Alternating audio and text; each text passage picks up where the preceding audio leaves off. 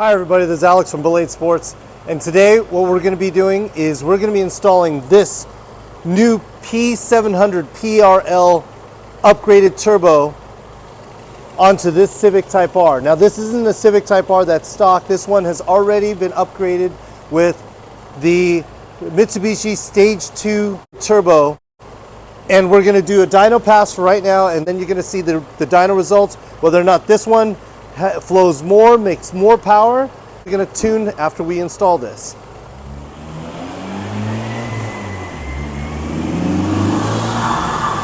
Right now we're doing our base pass.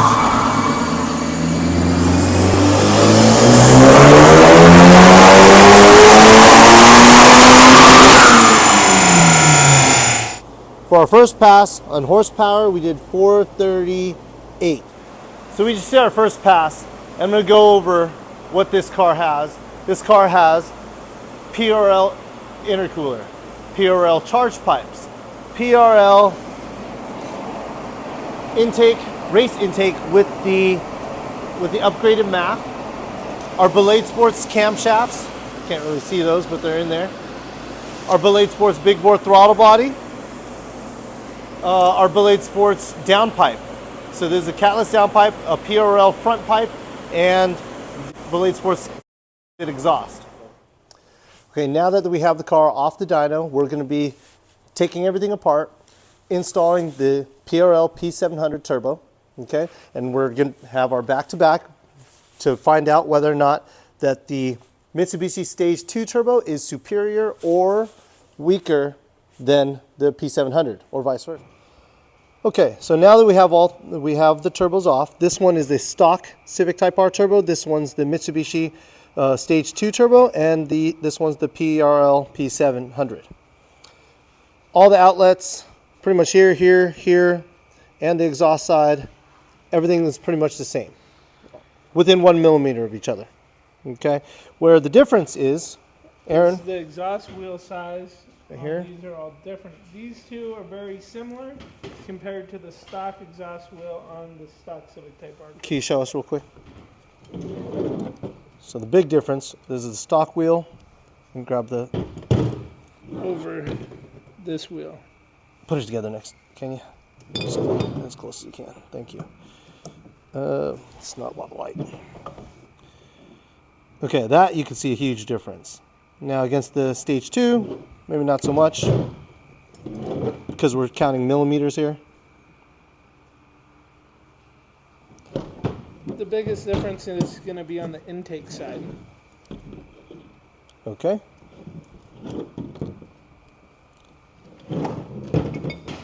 These two have the same size intake opening, and this one has a huge, it's about 10 millimeter larger intake opening. Nice. That's a big difference, especially when you're already on Stage 2 and this one's not even that much bigger. No. Like what, a couple millimeters, I think? Let's see. I believe it was the intake opening was very similar in size.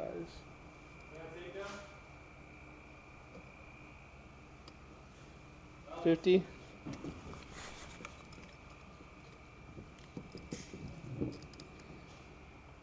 $52 millimeters. Okay. 50, 52, and 62 millimeters. Alrighty. Cool. Thanks, Aaron. So now this is going to go in. This should hopefully make us a lot more power. Okay, we are now ready to re-dyno this car. We have the P700 Turbo right in here. Put all our parts back together. All our PRL parts and Ballade Sports parts are all back in here. This is on a 4-port injection by Radium. You can see the Radium fuel right here. So we have plenty of fuel. We did not upgrade the DI pump. We went with the 4-port injection with the split second unit, which is wired right here, so we can get enough fuel. We didn't need to upgrade anything other than that, and the injectors we used for here were the 1000cc injectors. And then we also used a Deatschwerks fuel pump, in-tank fuel pump. And that's pretty much it. We tuned on this setup prior to this new turbo, So we already know the system is fully worked because we are not on E85 with this engine. We are on 91 octane. Now we're strapping it down to the dyno. We're gonna run the car, see what it makes, and tune fully, and see how much more horsepower we made over the last dyno pass.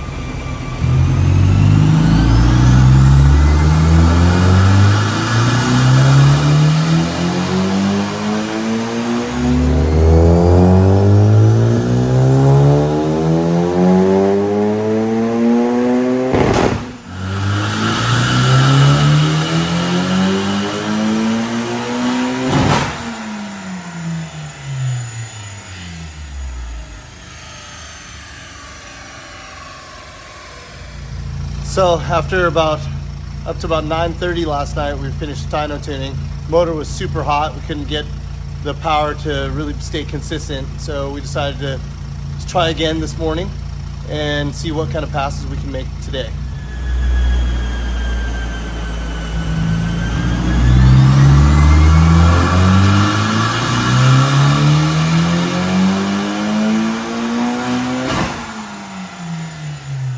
Okay, so this is the final dyno results. We have a 438 horsepower on the Stage 2 Turbo from Mitsubishi, and then we went to 485 horsepower. And here's the graph difference. I apologize, we did not get torque. Our torque lead was not working, so we only were able to record horsepower.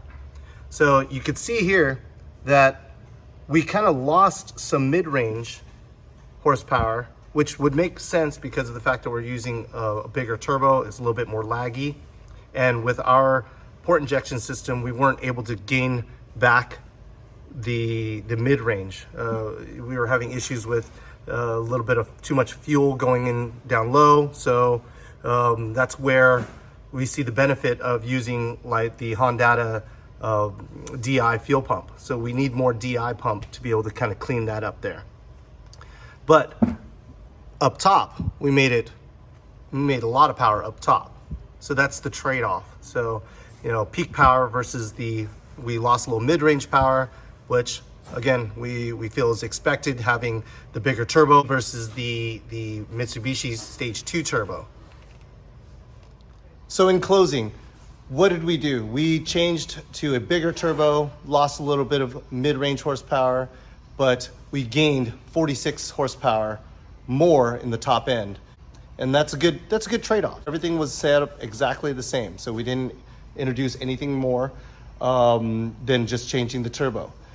If we used a DI pump, upgrade DI pump probably from like Hondata, we probably would have been able to get rid of that mid-range issue. So again, a straight heads-up shot against the Mitsubishi Stage 2 versus the PRL P700 Turbo.